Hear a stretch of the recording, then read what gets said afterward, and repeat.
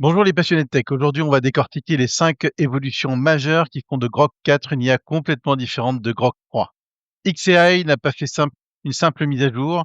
Ils ont révolutionné 5 aspects fondamentaux de leur IA. Et croyez-moi, quand vous allez voir ça, vous allez comprendre pourquoi on parle ici d'un bond de 74% en performance. Si vous voulez comprendre pourquoi Grok change complètement de donne, restez jusqu'à la fin, car la dernière innovation va vous faire tomber de votre chaise. Première évolution, la capacité de contexte.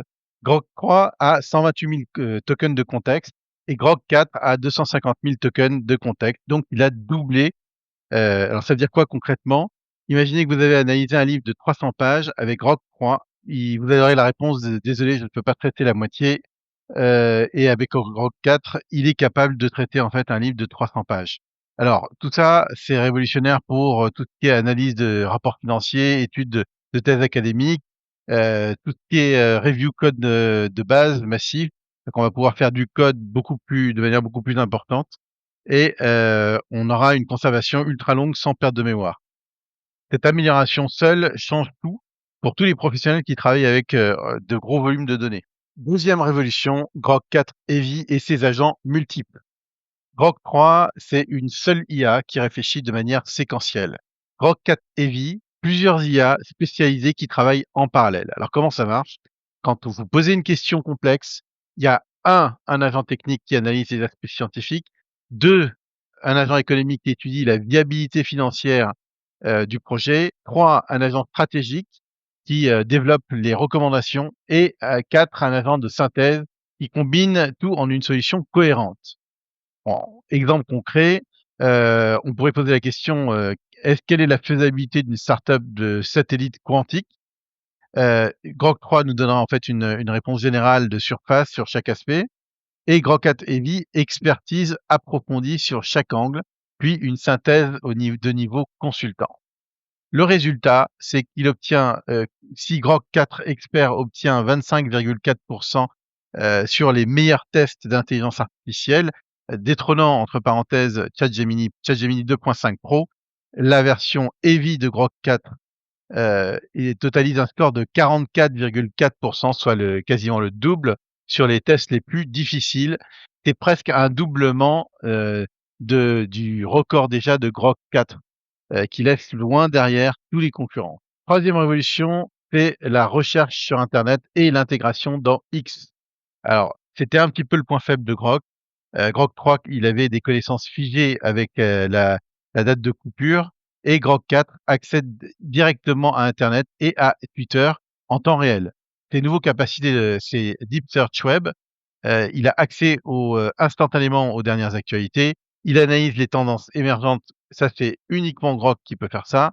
Et il voit les données financières en temps réel.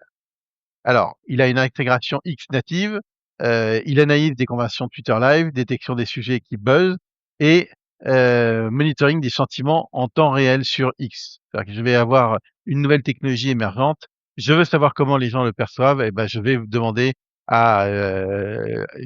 d'analyser en fait ces données-là.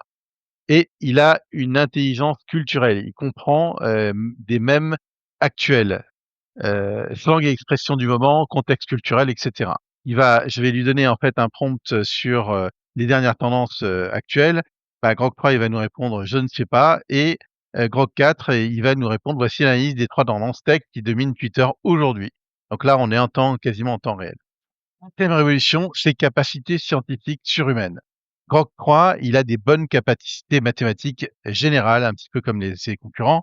Grok 4, il fait 95% de réussite aux examens de compétition mathématiques. Et donc, ça se traduit par des bons extrêmement élevés. Donc, dans le calcul avancé, il sait résoudre les équations différentielles complexes, les intégrales multiples avec méthode avancée, l'analyse numérique de haut niveau. Dans les résonances scientifiques, on va le retrouver en physique théorique à un niveau de recherche, en chimie quantique et en modélisation moléculaire, statistique bayésien avancé et en application pratique, recherche et développement, modélisation financière complexe, en fait, tout ce qui est un petit peu complexe dans l'industrie, optimisation de l'industrie et la publication scientifique. Performance concrète, en fait, c'est le AIM, il a 95% de réussite et toujours dans Humanities Last Exam, on a vu tout à l'heure qu'il que Grok 4 standard, qui est le mode expert, il était à 25,4% et que le mode Grok Heavy, lui, est à 44%, écrasant toute la concurrence. Donc on a hâte de voir ce que va donner ChatGPT 5, hein, qui va sortir cet été, mais ça va être très difficile de surpasser Grok Heavy sur ce domaine.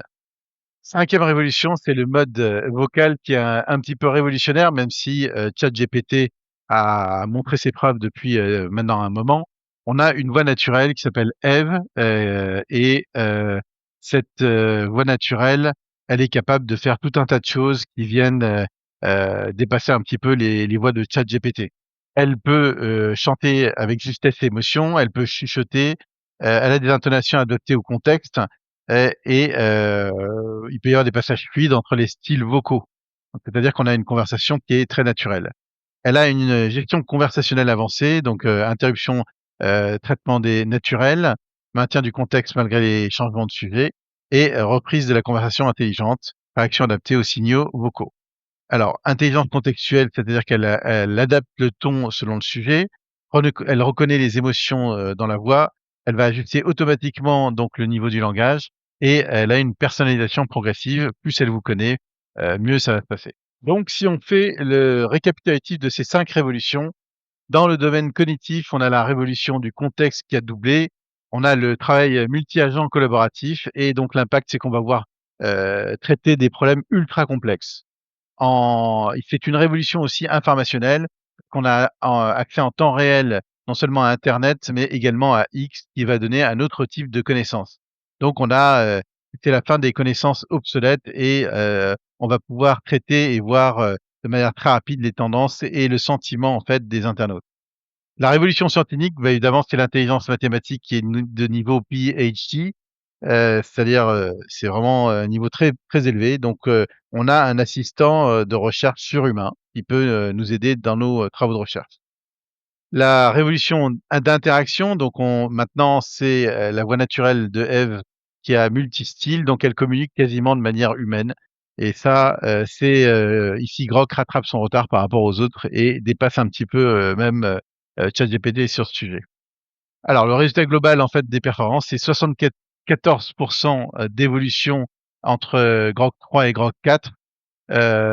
Bon, c'est vraiment dans tous les domaines, on a quasiment un assistant vraiment en temps réel, une intelligence artificielle humaine et un outil de recherche surpuissant, et une IA qui est la plus polyvalente du marché. Donc en conclusion, on peut dire que Grok 4 n'est pas une évolution de Grok 3, mais c'est une espèce différente d'intelligence artificielle. Laquelle de ces 5 révolutions va plus changer votre façon de travailler?